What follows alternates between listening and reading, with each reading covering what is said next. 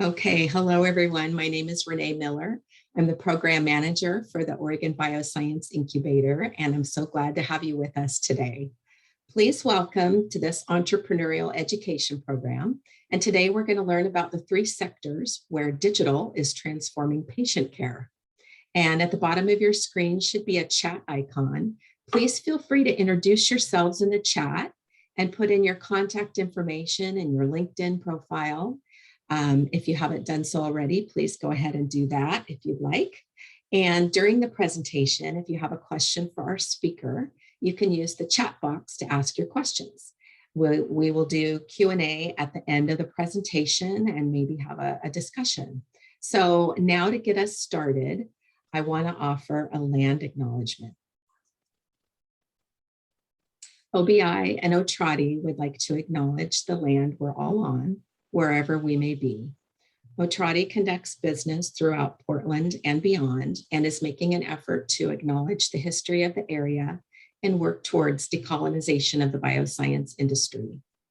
Portland rests on traditional village sites of the Multnomah, Cathlamet, Clackamas, Chinook, Tualatin, Kalapoya, Malala, and many other tribes who have made their homes along the Columbia River.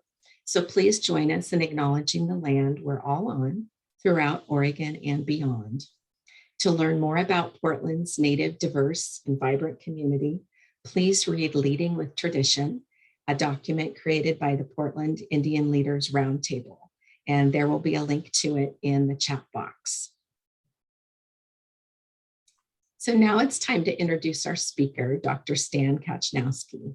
Professor Kachnowski is an Oxford-trained researcher, has taught over 5,000 students from Columbia University and other colleges and universities. His teaching and research over the past 25 years includes educating graduate level and executive students on 4 continents and conducting extensive studies on the efficacy and diffusion of digital health, including electronic data capture, wearables, and predictive algorithms. Dr. Kachnowski has authored over 200 peer-reviewed papers and presentations for national and international journals and societies in digital health development, management, and diffusion. He was selected as a fellow to CHIME in 1998. In 2003, he received a letter of commendation for teaching excellence from the Dean of the School of Public Health at Columbia University. He was named a fellow to England's Royal Society of Medicine for his research, demonstrating the outcomes of effectiveness of using the Palm Pilot on managing hemophilia patients since 2005. And he's received grant funding from a wide-ranging groups of sponsors. Over the past 25 years, he's also served as interim CEO for life science organizations, including iTech and Oncology.com, as well as serving on various boards of directors. He holds a bachelor's and master's degrees from the University of Vermont and a doctorate from the University of Oxford. We are pleased to have him with us for today's presentation. So Dr. Kachnowski, if you're ready, you can have the floor, and I'll stop sharing my screen. No, that's fantastic. And thank you for that introduction. And it's very kind of you, although it sounds like my obituary. And it's always getting a little nervous there, but I really appreciate the time and really appreciate everyone joining today for this conversation. And I think we're small enough so that we can really have a nice conversation at the end of the presentation. Really just pull the screen share down and discuss things in a more of a kind of an informal format. But in the meantime, if you do have questions while I'm going through the slides, again, use the chat box. I have used Zoom maybe once or twice before, so I'm somewhat familiar with it, and we'll be monitoring the chat box while you guys are hopefully entering in some questions or comments or whatever you like. I would also like to get to know you. So if you could enter in your LinkedIn pages. I don't know if you guys are using LinkedIn very much or not. Frankly, I'm fairly new to it as director of the digital health program at Columbia. Social media was something that I was told I needed to get into in order to make sure the program was better promoted. And so I joined LinkedIn last year in May. Most of my students wrote to me afterwards and said it literally took a pandemic to get you on social media. And apparently it did. So anyway, I love to use LinkedIn now to keep in touch with folks, and would love to get your LinkedIn pages and then just get to know you over the course of the next hour while we're talking, and hopefully having some good ideation sessions on top of just general knowledge sharing. Obviously, you all are coming in with a tremendous amount of knowledge. I can see some names on the participant list who I know, and I know that they come in with a whole host of knowledge and background experience that can make this this next hour a lot of fun. So let me just dive right into it then. Really, the learning objectives today, and again, having taught for 30 years, first at Quinnipiac University, and then in '96 recruited to Columbia, and have been there since. Really, the every talk I give always starts with learning objectives. And first of all, just to make sure that we have a grounding definition of digital health. One of the things that I will hopefully communicate clearly for this session is that there are a lot of definitions of digital health, not one. However, there was an original definition, and we will talk about that as the definition for this purpose. But it's important to understand that major ecosystem stakeholders like the FDA, like the AMA, like the WHO, and others have since then created their own definitions of digital health, and they're all correct because it really is up to the institution in terms of how it's defined and how it's utilized to work. The second learning objective really focuses around ensuring that we're understanding how major stakeholders are actually utilizing these emerging digital technologies, and what it means to be in an ecosystem where the adoption of these technologies is occurring at an unprecedented pace, a really unprecedented pace, having been around biomedical informatics and digital health since before it was called digital health, and when it was effectively largely consisting of either claims data systems or really, really old medical note systems, and kind of the precursors to electronic health records and more electronic medical record systems.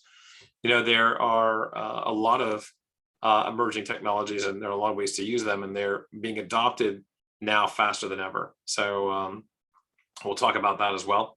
And then finally, some of the applications, and then that's really where it helps to get your LinkedIn pages on the chat box, just some of the applications for the terms and the technologies and the techniques, so that we can begin to do, again, a knowledge share on this rapidly evolving field and understanding how it can actually help your organizations and help you transform your organizations, as well as your relationships with organizations around you, particularly, and most importantly today, patients, and then obviously suppliers. Given what's happening in the supply chain and what's happening with the pandemic, it's important that digital can not only shore up our patients' care on our revenue lines along those lines, but also our supply chain and the services and the different devices and supplies that we need to have delivered to our institutions and our clinics. So moving into the actual definition, really the cornerstone of the definition comes from two fields. The first field is bioinformatics, and bioinformatics is defined classically as any data that's derived from the human body.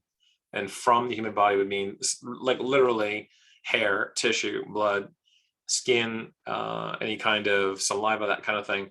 And so those data that are generated from this are critical to understanding how digital health is derived, and how that first component of digital health is derived from this field called bioinformatics. Bioinformatics is a discipline that's been around for decades. It's nothing new.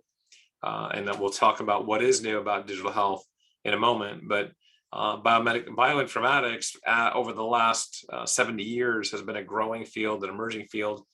And it includes companies like 23andMe, and includes companies like Illumina. That is the machinery behind 23andMe.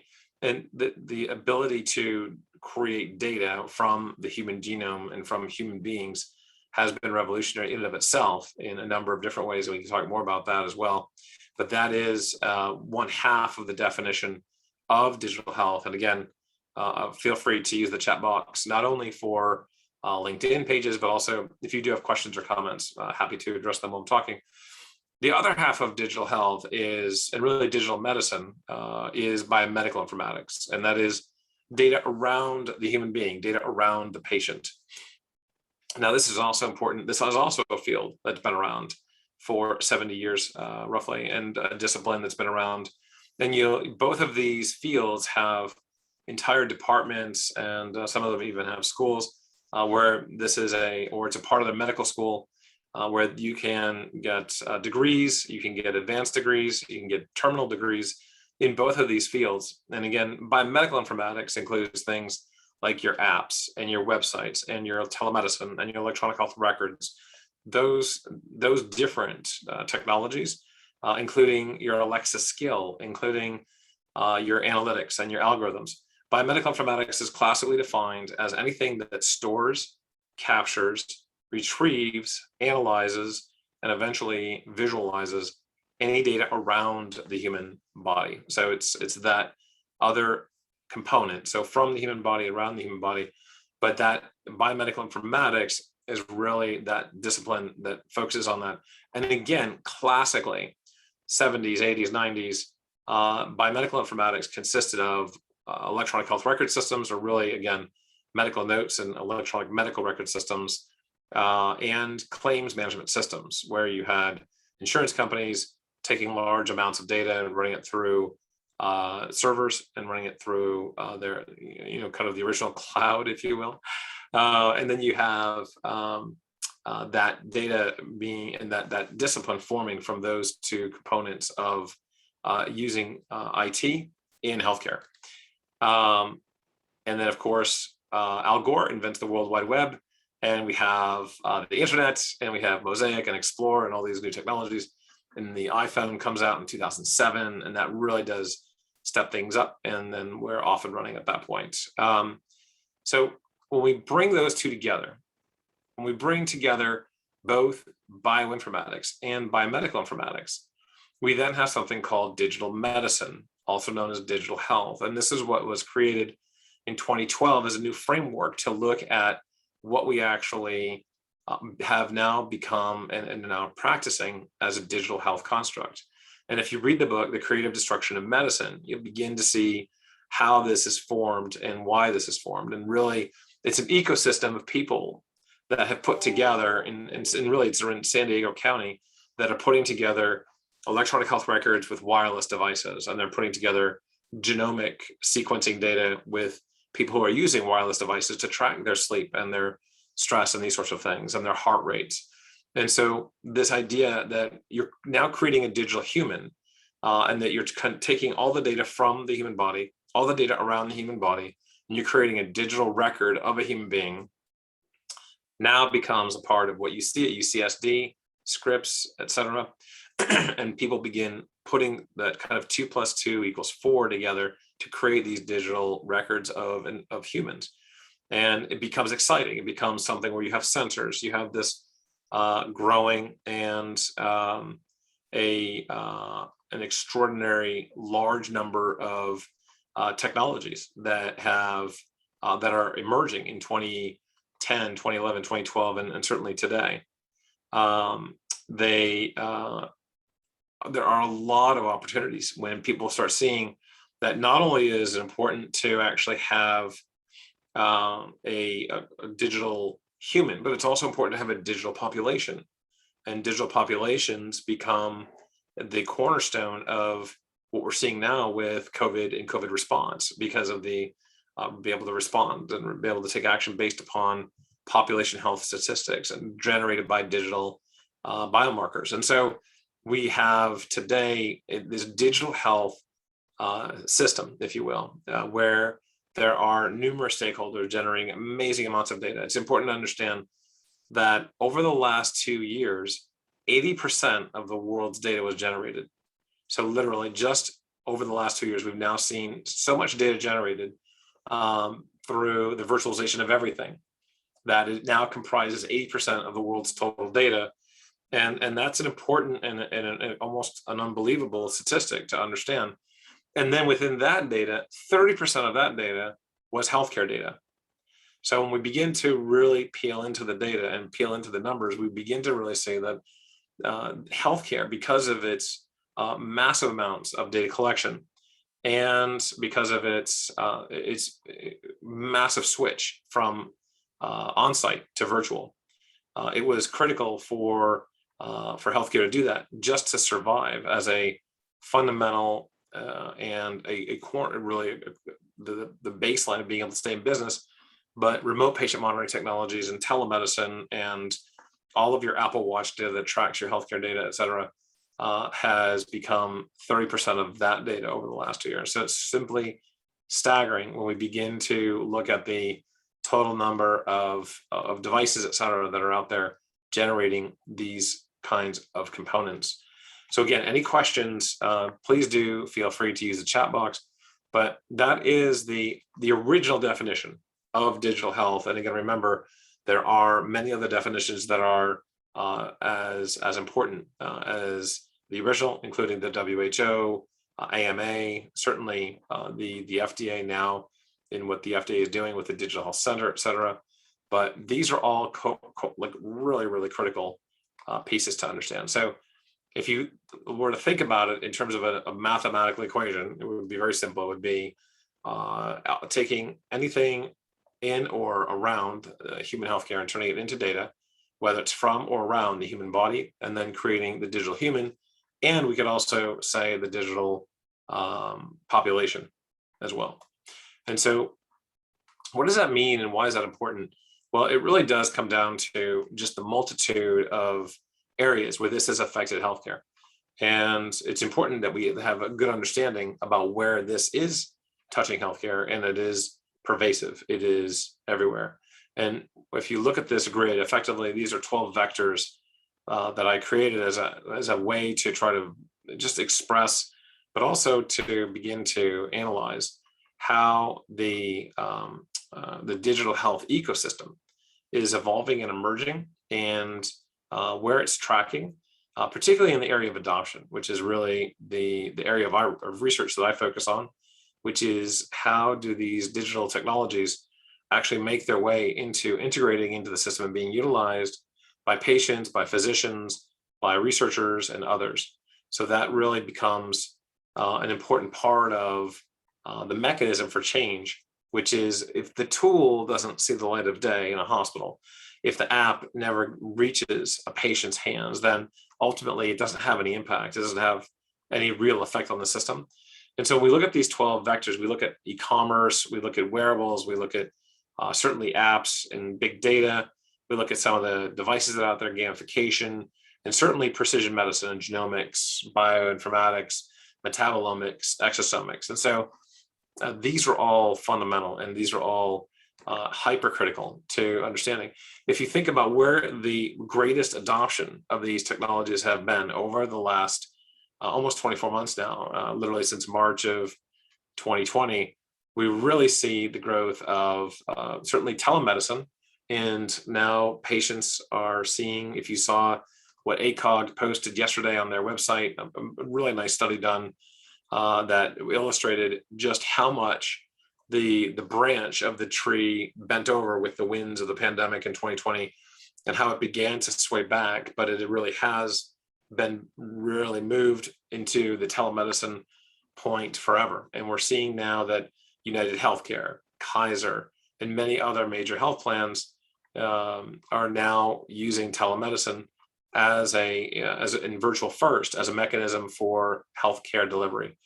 So that is really interesting to see, and that's something that certainly is on the radar for everybody to look at the adoption of telemedicine and the adoption of virtual first healthcare as a part of what people do and how they do it. But ultimately, it is here to stay. It looks like, and it's a trend that we should look out very closely at, because it's a trend that's been picking up particular steam with employers and with health plans. And what does that remind you of? Hopefully, we can still remember when we had a country where we were at about 100% of us were using indemnity health plans as our primary healthcare delivery.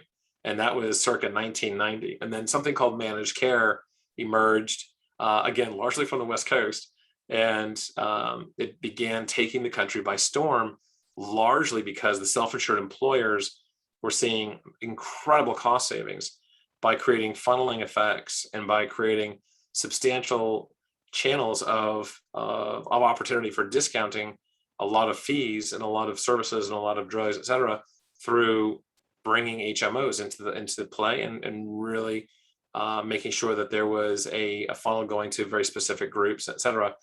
And so the managed care went from roughly 5% of healthcare delivery in 1990 to about 95% of healthcare delivery by 2000. So in a 10-year period, we saw an incredible adoption of an entirely revolutionary managed care delivery service model.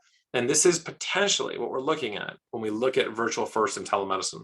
We could see, particularly if the patients are seeing it as a much more user-friendly way to access healthcare and to be able to not have to take a day off from work or half a day off of work to go to the doctor, as a way of almost triaging to see whether a patient really needs to go to a facility and infrastructure where it gets expensive, or whether they can be largely treated and either prescribed something, ordered a lab, or ordered a scan remotely. So we're seeing dramatic increases in telemedicine, and then remote patient monitoring, another extraordinarily high growth area of the pandemic and the endemic era now of medicine, and this new normal that we're living in. But remote patient monitoring and at-home devices has become something that's been very normal, and people are utilizing these devices more than ever.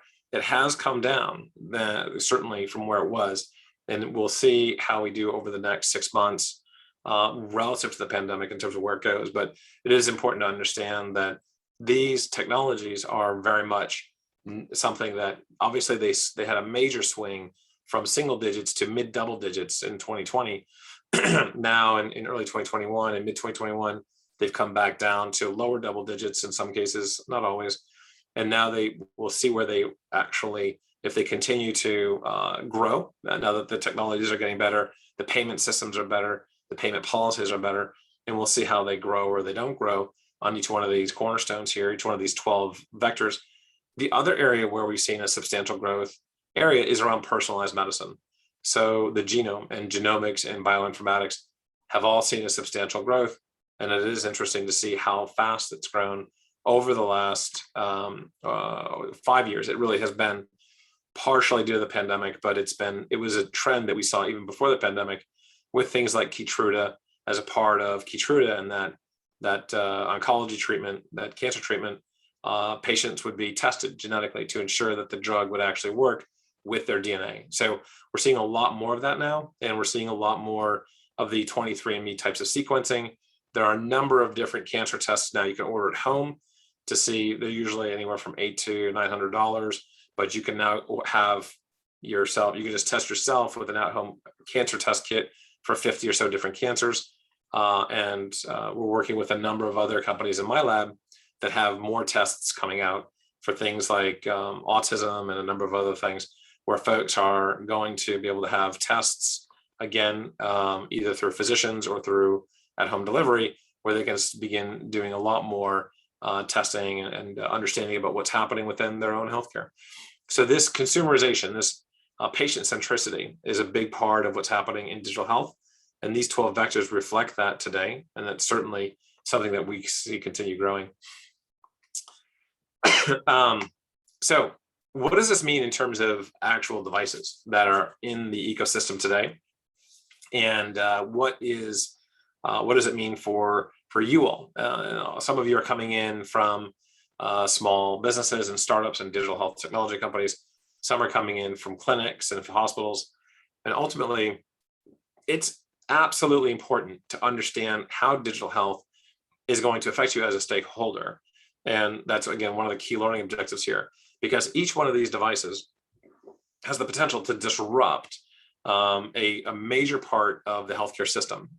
And it may not happen overnight. So to talk about the revolution, we really talk about remote patient monitoring and telemedicine that were in the single digits and now rose very quickly into the double digits, mid double digits, even high double digits, depending on the area. When we talk about a revolution here, when we're talking about kind of a 10-year revolution, but ultimately the disruption for some of these devices is massive for some of these companies and not just hospitals and hospital systems. So if you look at, for instance, like a sleep monitoring tool like ResMed on the right-hand side, I don't know, by a show of hands, or if you want, how many of you know about ResMed or have ever heard of ResMed before? It'd be interesting just to take a poll from the audience here with your cartoon hands.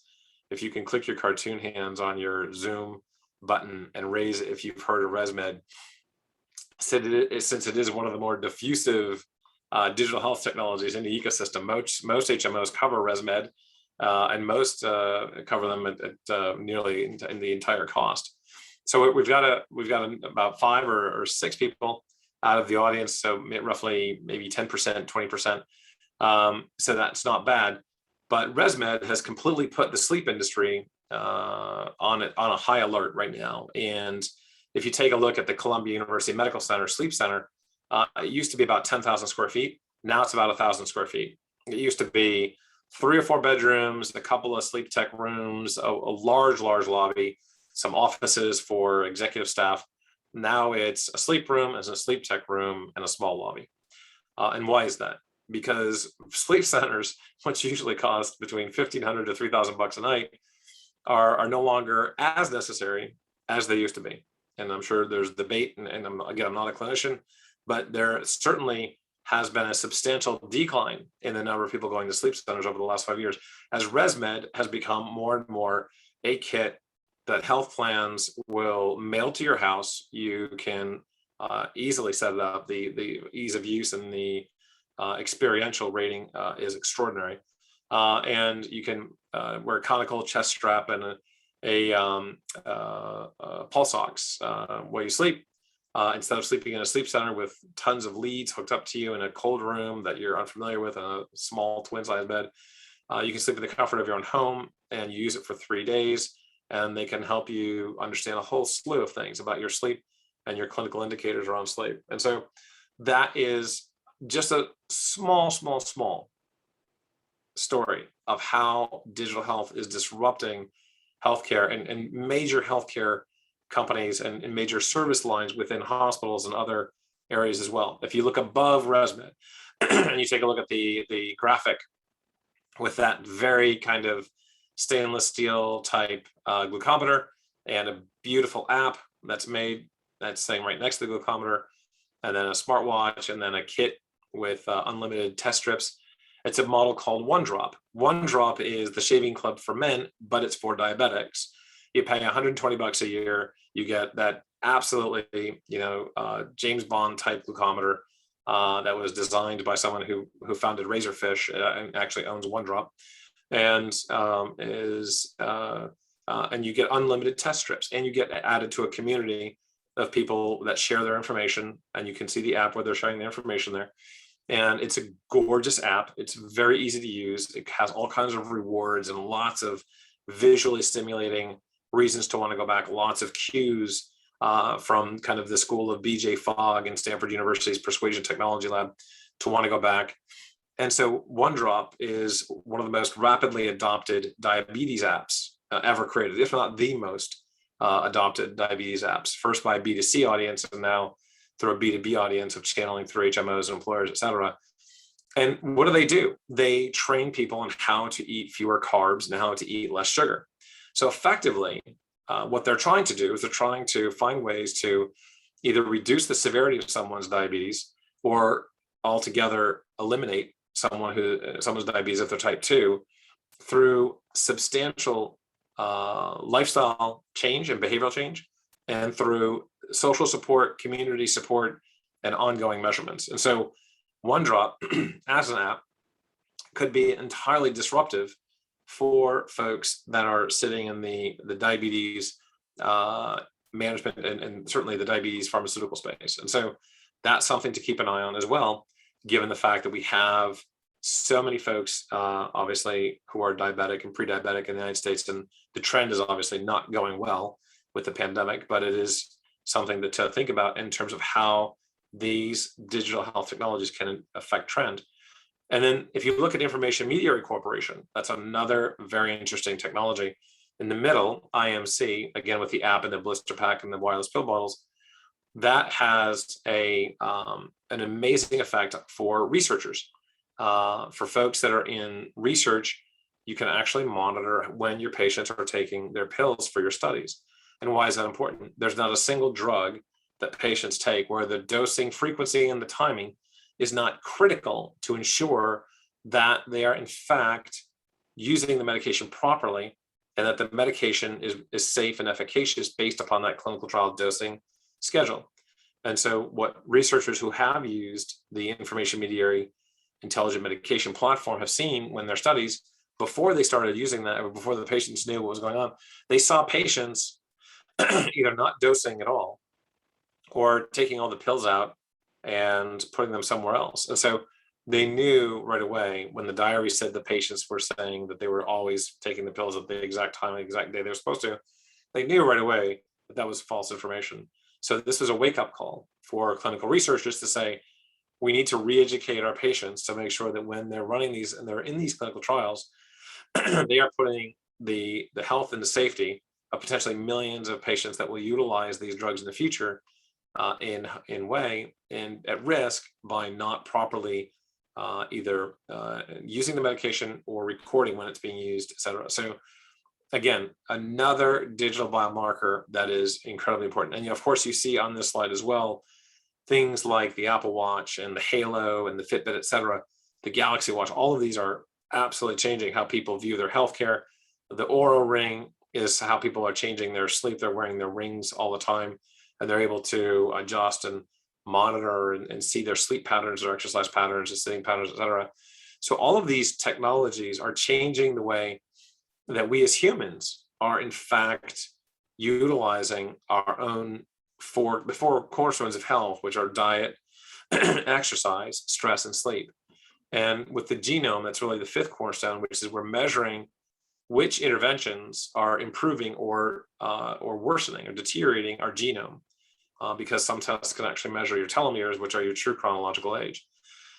So hopefully this is making sense, and hopefully you're beginning to see how the digital health ecosystem is disruptive and how major stakeholders are really struggling to understand it and how to not only adopt the culture within their own institutions, but also adopt and pivot their business models to accept and change with these before they are themselves disintermediated, whether it's a life science company, because there's a new goggle out that can actually get rid of migraines without any medication, or whether it's a hospital that could lose a substantial number of inpatients because of this new hospital and home virtual service kits and HMOs moving to a virtual first model, or whether it's a health plan itself, because large self-insured employers are directly contracting now with virtual first clinics and hospitals and getting rid of the health plans as the central administrator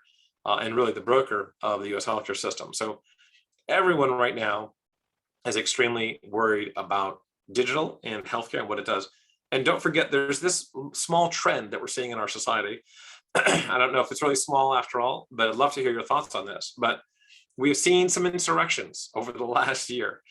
We saw the Reddit insurrection where people started trying to put, in some cases successfully put hedge funds out of business with the GameStop and the Reddit insurrection.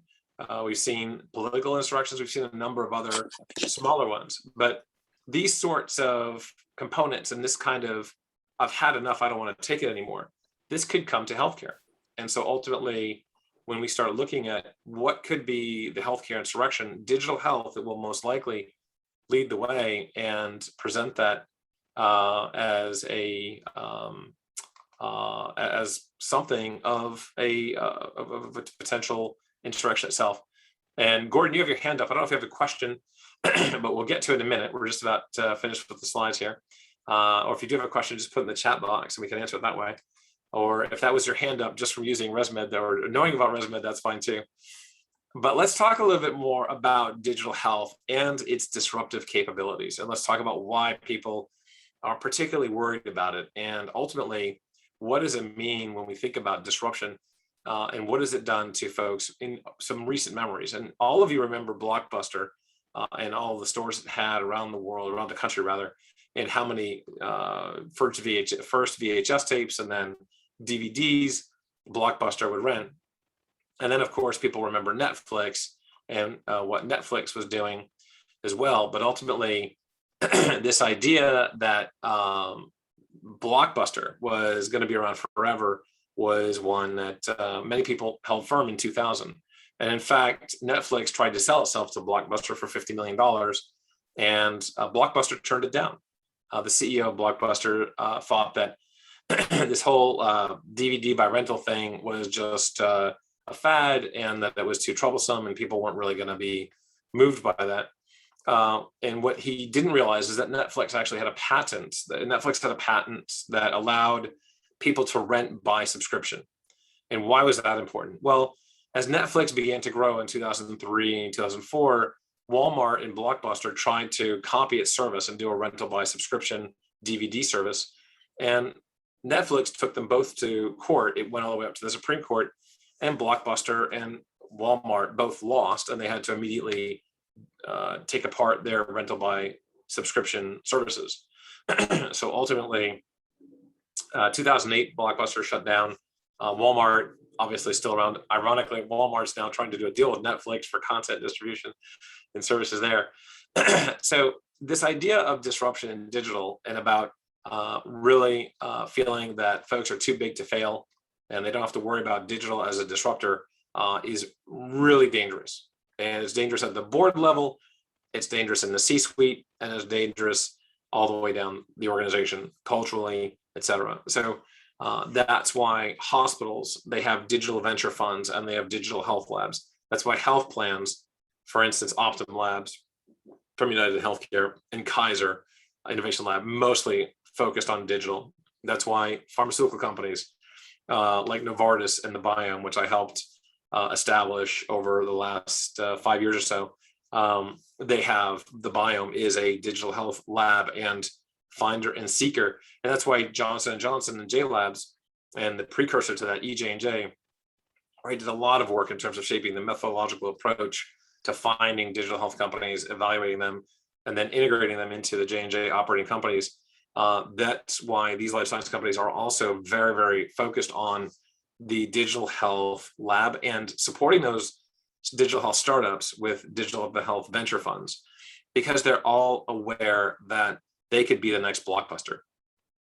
They're all concerned that they could be the next giant that becomes the next dinosaur.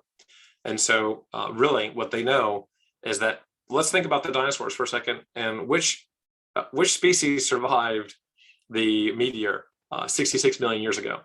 Look around, and if you see birds next time you're taking a walk in the morning, well, guess what? They were one of the species that survived the dinosaur. And why did they do that? Next time you're in Florida and you see an alligator, why did the alligator survive the meteor, et cetera? So effectively, small, nimble, agile species, the ones of the species that were smaller and were able to adapt.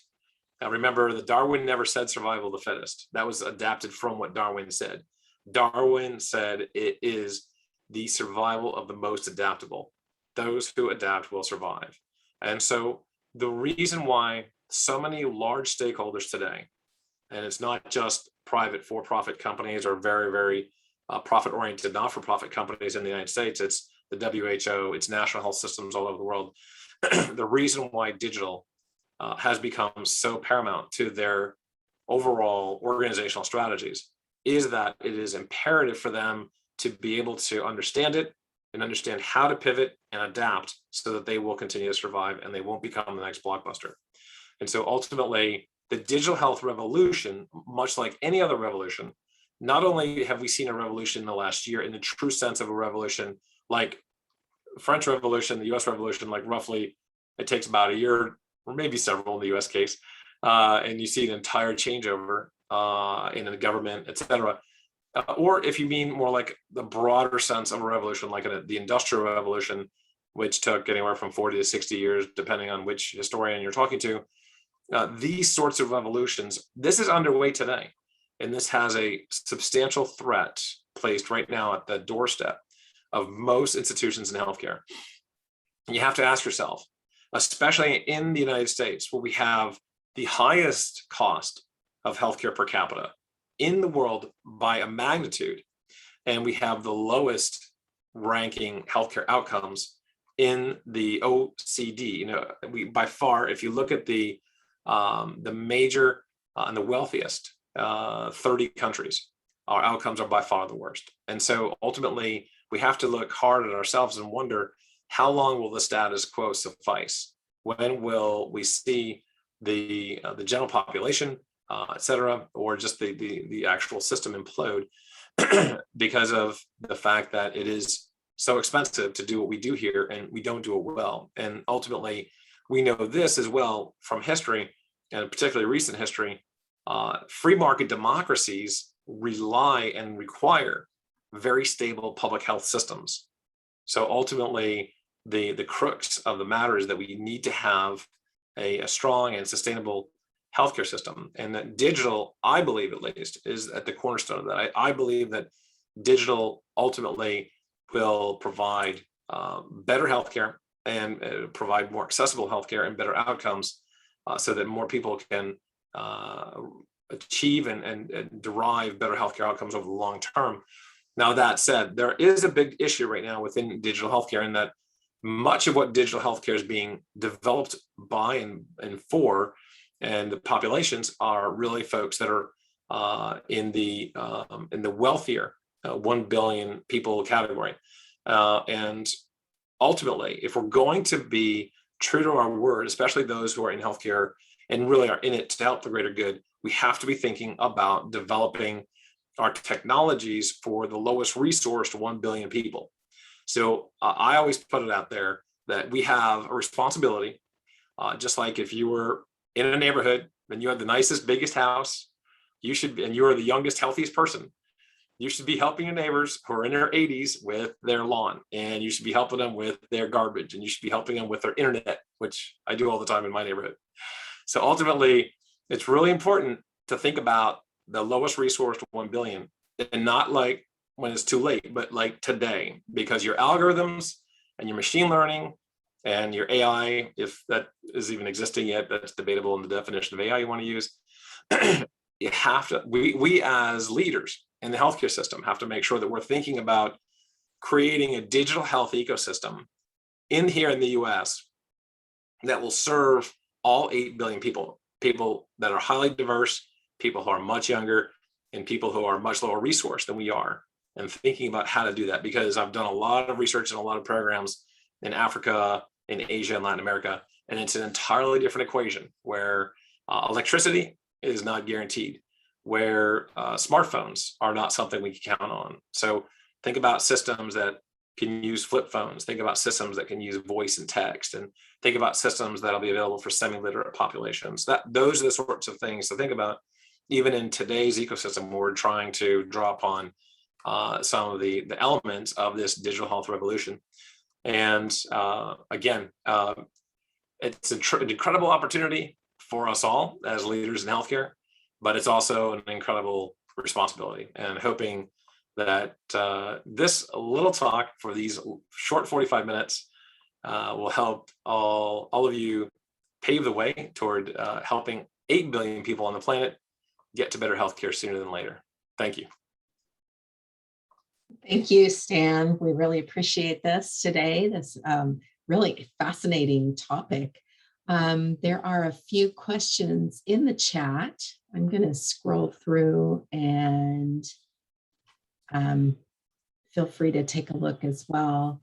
And the persons who ask the questions, you may feel free to open your microphones and ask the question directly. So this is a great question coming from Hazel about underrepresented communities, and that's an enormous issue. Again, I work in Washington Heights and Upper Manhattan, and you know, we work all the time with folks who are really struggling, and you know, not only economically to access the healthcare system, but also linguistically. The majority of the population in Washington Heights is Dominican and not native English speakers, and so if you look at digital health and its applications, the majority of digital health apps and applications are in English. And so that that's something that we have to all take on as a code, as a way to start developing, making sure that everything we do, we're developing it in two languages, wherever we are, whether it's in the US or France or Mexico, wherever, that we're always thinking about the second most spoken language, not just the primary language, because it's probably going to be one of the world's top 10 languages. And that's, again, going to help us get to all 8 billion people faster. And I do feel, Hazel, that we are seeing a renaissance in a lot of this. I do feel like, for instance, in March and April, when the Delta virus was gripping India, I saw a number, because I'm also a visiting professor at the Indian Institute of Technology in New Delhi, India, and I've been there over 40 times in the last 20 years now. I saw a number of non-resident Indians being able to provide assistance from afar to help people better understand whether they were severely ill. They were able to help with almost a quasi triage system, because the non-resident Indians that were living in the US were able to connect people with that they knew that were in one part of New Delhi, get to a hospital in another part where they knew there was ventilators and they knew there were drugs available. So there is a way of being able to make sure that people are able to access. They were putting signs up in the streets of New Delhi and Haskos, where my school is, so that anyone could access phone numbers and start calling these people. It wasn't just wealthier people, as people that were living in the streets. So it is digital health in a lot of different ways, whether it's telemedicine or whether it's making phone calls and having people accessing and tracking data on apps. There is an important point there.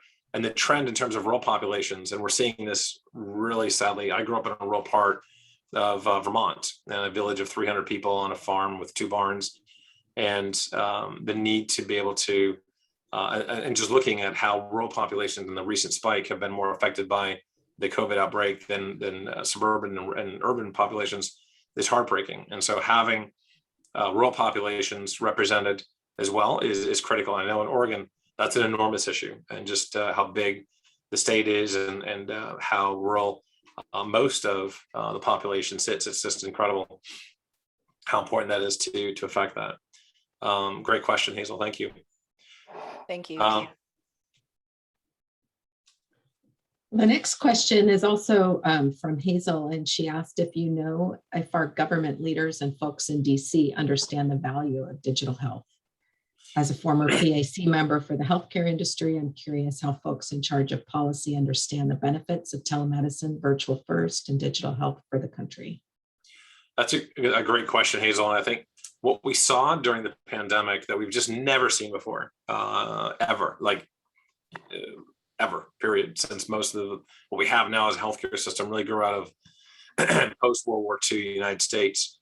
So it wasn't around in its current form during the pandemic of 1919 and 1918, 1917. So really, ultimately, what we look at now is a policy-making infrastructure that was very, very responsive. And again, PACs exist left, right, and center, and for all different types of work. And certainly, the healthcare system has plenty of PACs, and certainly was a big part of this. But making sure, the hospitals, whether they were in New York City or Cleveland, or I'm sure Portland, they were in the state legislatures, they were in Washington, D.C., and they were lobbying for funds, and they were lobbying for policies. Remember, a lot of the lobbying was not just for the funding, but it was also the actual ability to even get reimbursement for new codes, for like 99213, 99214, some of your fundamental CPT codes. They just don't have any reimbursement for telemedicine, or they didn't, at least now, or they did, but it was like one code just for a doctor to have a telemedicine visit, which, as you all know, is a waste of time for doctors, and it doesn't make any money for them, because there's so much prep time and so much post time for a telemedicine visit that if you're just going to give them the reimbursement for the doctor, then effectively they're going to lose a ton of money. So they immediately started giving reimbursement for the prep time, for the support staff to bill for it, for the doctor to bill for it, for the doctor's clinical adjuncts to bill for it. So it opened up a whole wide array, and telemedicine, although it wasn't billed at the full amount of a traditional 99213, the telemedicine was billed at a at a rate. I don't want to say significant because it really wasn't that significant, but it was roughly half, depending on where you were. It was at least something. It was certainly better than nothing. So I do think they were responsive. Were they as responsive as a lot of colleagues at the Health Information Management Systems Society would like to see, or the AMA? Probably not. Or the AHA, especially. A lot of hospitals have really been suffering through this as well. So, I think there was responsiveness. I'm not sure if it was at the level and to the degree that everyone would have liked to have seen. Great question, though, Hazel. Great questions. And then Aza has a question around, can you address some of the potential privacy and cybersecurity concerns associated with digital health? And Aza, great question. I can address some of them, but obviously we would need another day to talk about all of them because it's a massive issue. And the concerns are huge. And I don't want to scare you guys. I don't want to be an alarmist or anything like that, but I think it's never been as important to have cybersecurity in our healthcare system as it is today. And again, I read a ton, probably too much. And the sources I read are all legitimate sources. I don't go off the kind of more traditional sources of what people read these days, but I can tell you that there are substantial data points that it's not just about hackers and people that are trying to profit from your healthcare data, which is an issue, by the way. So whether it's cyber terrorism or whatever it is, there's also other issues around this too of national security. I think, at least, as someone who studied medical technology, part of my dissertation at Oxford was around the geopolitical components of medical technology, and none of which are new, by the way. The British were using eyeglasses with kings and queens and princely estates and tribal rulers as ways to bribe them toward favoring the British versus the Dutch or the Spanish or one of the other imperial powers back in the 1800s, 1700s. So medical technology has always been utilized as a leverage for geopolitical gain. And so I think now more than ever, our clinical trial systems have to be the utmost national security regard. I think our electronic health record systems have to be guarded in the utmost way, because we know that there are attempts being done today and have been done over the last 3 or 4 or 5 years now from hostile foreign powers to gain access to our electronic health record systems and our genomic data systems, et cetera. And why is that an issue? Well, start putting 2 and 2 together, and it's a major issue for having a hostile foreign government understanding some of these details around our genomes, et cetera, that we probably would rather not have publicly known, or not publicly known, but known to other foreign hostile nations. So this idea of cybersecurity and privacy is absolutely critical. Do we have the resources in our healthcare system, given how fragmented and how absolutely disintermediated it is? No, we don't. And the element isn't even technical. I think we have some of the best technical resources in the world, but it comes down to just the fact that it's human error. We have a lot of components. I mean, there's public knowledge all over the place about how many HTTPS websites had the departmental manager leave the S off by accident, and all of a sudden there were 4,000 patient records online. And so it's these sorts of situations where we need to have a reckoning about how to protect not just our electronic health record data, but our clinical trial data in this day and age as well. Great question. Really good questions here today, Renee. Mm-hmm. So Maddie's got a question as more of a comment. Telemedicine is not currently accessible as a more convenient option for a lot of populations. This is absolutely true. And this is something that we'll see how the health plans and how Medicaid and Medicare respond to that. And it'll be very interesting because, as I was alluding to earlier, a lot of my neighbors are in their 80s, and I'm trying to help them, navigate the internet, and an icon disappears from their screen and they get flustered. They call me, they're like, "Oh, I just broke my computer." Well, the icon just needs to be put back on the home screen and you're good to go. So this idea around being able to make these more convenient virtual options is absolutely critical, and finding ways to get these technologies into the hands of people like octogenarians or like folks who are coming in for the Dominican or whatever, that's absolutely critical. If we're really going to be fair about our medical delivery, our healthcare delivery system. We have to ensure that those sorts of technologies are truly accessible and convenient to all populations.